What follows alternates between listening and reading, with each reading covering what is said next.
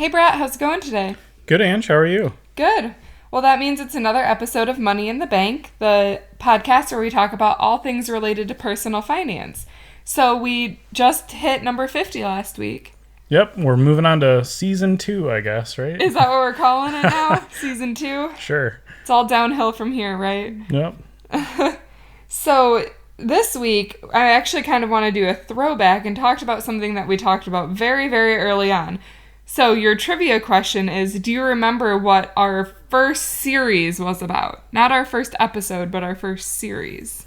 That was when we had Adam on, right? Because that is the only series that we've done. Oh, I guess we've done a couple since then, but the budgeting was the biggest one we've ever done. Yeah, exactly. All right. So, that was my trivia question, right? It was, actually. So I want to revisit budgeting. And I think we're going to make this a two-parter. So first, I want to talk about how to budget. And then we can get into like the more specific details about maybe areas you can, free up money or kind of give you ballpark estimates of where your money should be going every month. But I think the important step that we haven't ever really talked about on the podcast yet is like, how do you budget? How do you stick to a budget? Yeah, I guess we've been dancing around that topic for a while now, right? We talked about, all the prepping and planning and figuring out kind of the math and the numbers and how to put things into different buckets, but never really talked about the discipline of like getting started in that process, I suppose. Yeah, and I would say for us, it's probably because we've kind of intuitively moved towards this model where we don't strictly budget anymore. We have an idea in our head of how much we should spend, and we're very aware of our spending every month, but we more so take the approach that we review it at month end and then say, okay, these areas all seemed reasonable, or hey, we spent too much money in this area this month and we need to be more aware of that going forward. Right, but for people getting started now, I think that's a ways away from having that mental fortitude. Right. Right. It's like trying to be a runner or trying to run a marathon or prepare for a marathon, but you've never run a mile before, right? Yeah, and it's definitely not how I started budgeting, right? It's just kind of what we've evolved to over time. I kind of think about it as like dieting, right? Like when you first start eating healthy, you probably have to be more aware of like exactly how many calories you're eating and stuff. But then like, you move to a place of like intuitive eating or intuitive budgeting and it just kind of clicks.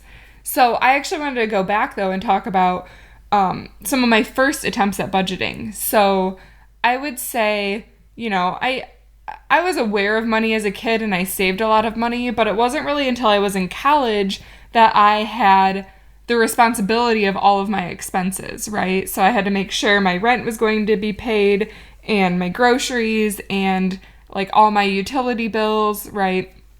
So in college, I remember one of the first budgets I really tried to implement when I was like, I should really get better at this, was like the envelope model. Have you ever heard of that? It's where you just save money in an envelope, right? No. So it's actually where you have like 10 different envelopes for all your different categories. So one is rent, one is utilities, one is groceries, etc., etc. And you put in the beginning of the month, you load it all with your money or your pay period. Some people do every 2 weeks. And then you can only spend that amount of money in your envelope on that item. So like for my groceries, if I was like down to $5 and I still had a week and a half left, like I had to figure out how to eat on $5 for the last week and a half of the month.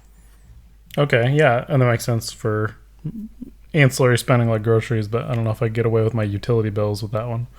Well, I think the idea is you look back, what I kind of did was I looked back over the last year and I said, okay, on average, it's this much per month. So then I would put in, let's say it was $100 a month, which, that's kind of high, but whatever, $100 a month. Then if, let's say my share came in at like $66, I would roll over that 34 because then I was like, okay, well, maybe it was because it was summer, right? And in winter, it'll be more expensive when we're running the heat. And then I wouldn't like allow myself to cash out unless I rolled over like if I would have rolled over like $130, I would have been like, okay, I can take $30 because 100 is like already my maximum, right? You can go through a rebalancing exercise because one, your numbers appear to be too low or too high, right? If you're creating so much of a surplus, and you take that money and you roll that. Where does that go if you have such a surplus in one area? Do you put that in savings in that case, or does that become like spending money? I would put it into savings. So the way my envelopes worked is I saved first every month in my bank account, and then I would take the money out from the ATM that I needed, which was less than how much I made, right? And then I even had, like, I had an other category, because there are things that come up if you think about it. Like, you know, in a general month, you might be like, oh, I need, you know, a new hose, right? Or like whatever it is. Those aren't necessarily things that you pre-plan for or have a bucket for. Mm-hmm. So I did have an other category to catch some of that stuff.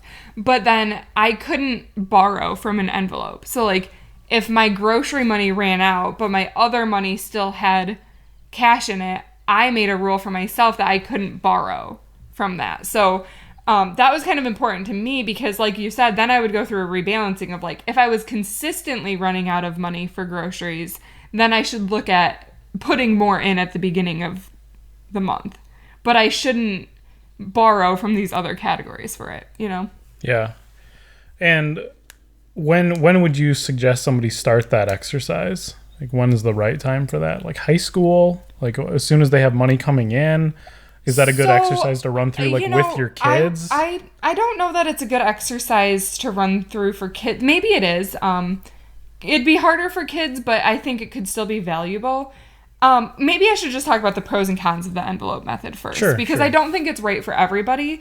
So for me, it didn't work out in the long run. I just felt, like, frustrated by it, and I didn't like having to get cash all the time. And I like doing things digitally.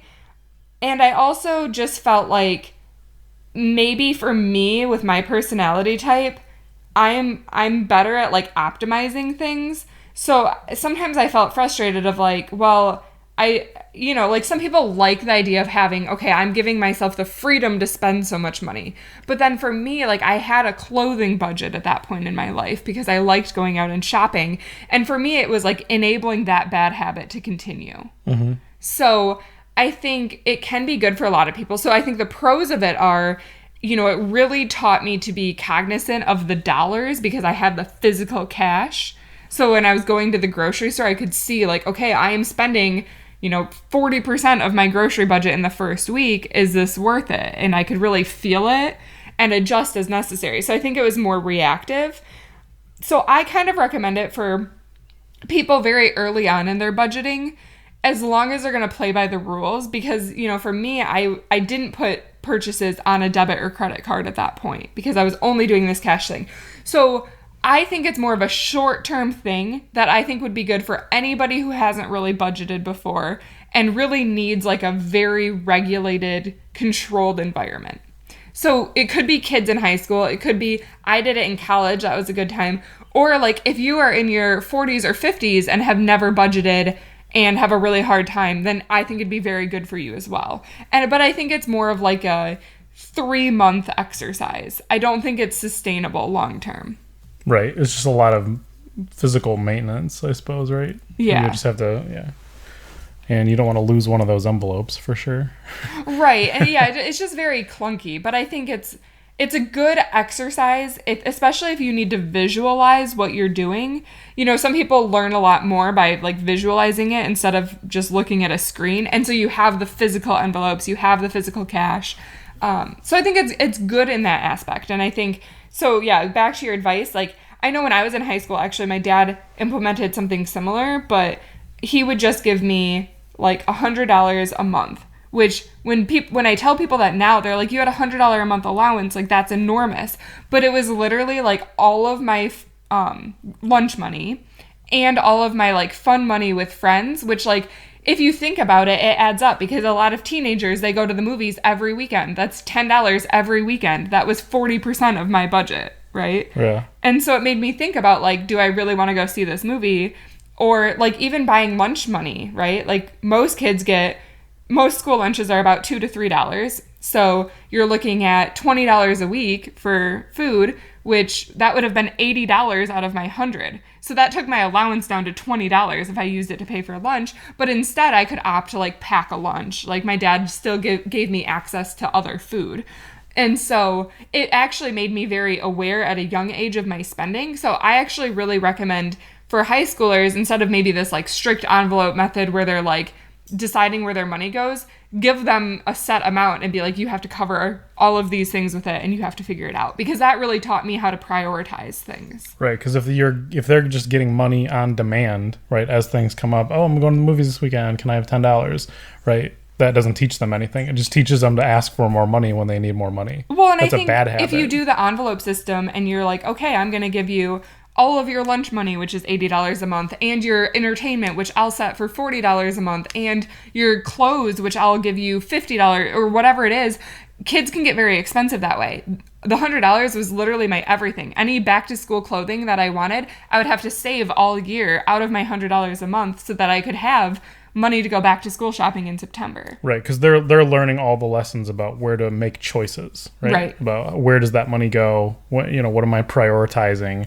Versus, like, I know they've made the decision to do something, and then they need to find the money to go do it. Right? Yeah, it's a totally backwards approach. So, yeah, that's a very good suggestion. Mm-hmm. Okay, so we covered the envelope method. We derailed and talked about what I think is the right thing to do with high school kids. So now let's talk about another method that I switched to shortly after my envelope method just wasn't working for me because it was too much maintenance and I didn't like to get cash all the time. I actually started using the Mint budgeting tool. Have you ever used that? Yeah, I've been using that since, I was in high school. Since it came out. Yeah. Like, it was one of the early internet tools that I thought was like, this is one of the best things I found on the internet. Well, so Mint in general, we've talked a lot about to track your expenses. But I actually went in and created a monthly budget as well in there. So similar to the envelope method, I could budget how much I should spend in every category.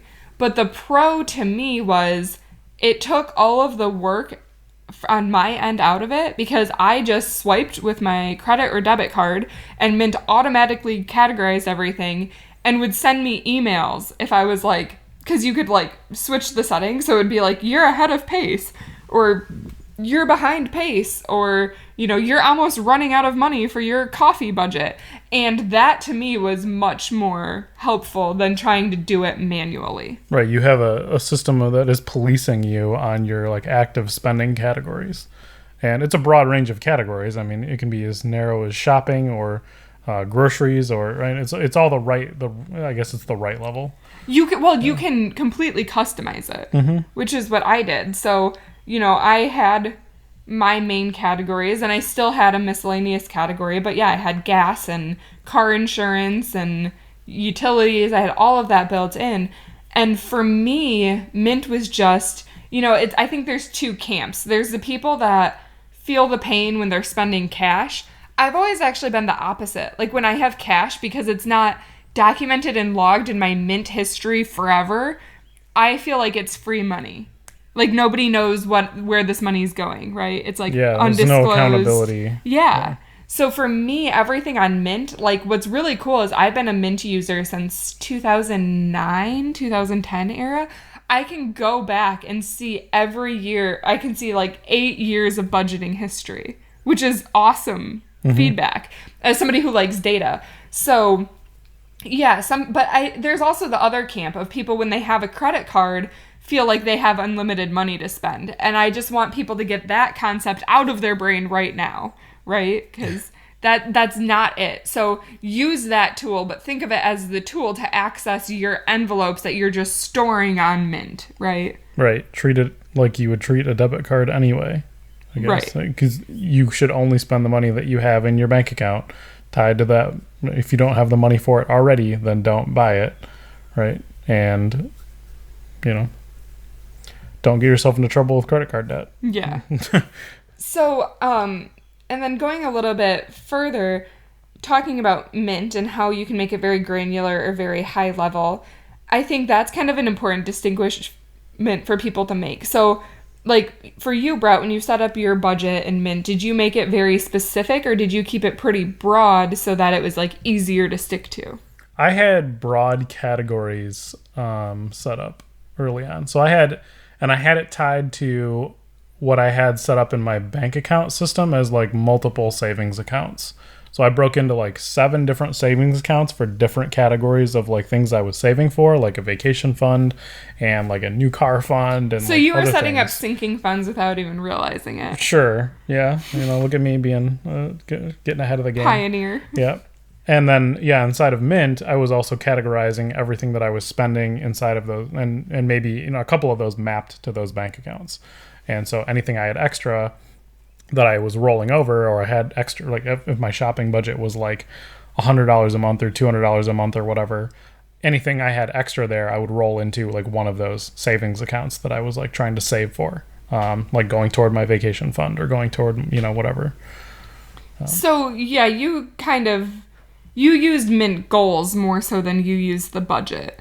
So you basically saved first, you spent out of what was remaining, and then if you had anything left over, you would roll that out over to savings. Yeah, too. kind of a combo. Yeah. Mm-hmm. So prioritize the goals. So did you ever like sit down and say, my grocery budget is $200 a month or whatever? Yeah, so that's where I assigned the categories, and that's when I knew whether I was over or under my spend limit. Okay. Or that's how I was taking that difference and then rolling that into like my one of those savings accounts. Okay. Mm-hmm. Yeah, so I think, that's kind of where, I think a lot of people probably, well, most people that I know probably don't have as aggressive as a savings plan as you, but it's more so focus first on getting those categories set up that you're spending money on, right? First step is traceability. Get the data in the system so you know where it's going. Then you can apply some rules on it, which is the budgeting, right? So you can say, put in some thresholds for what you want to spend in each area, and then start tightening those notches, right? Right. It's kind of the third step is. And it's kind of just about being aware, right? So like a budget is a plan. It's not like you're going to execute it 100% perfectly all of the time, right? But it's more so a guideline of like, I want to spend around this amount of money, and right? You can go slightly over or slightly under, and it's not going to make or break you, but you don't want to like be so unaware of where your money's going that you sit down at the end of it and you're like, wow, my other category was $3,000.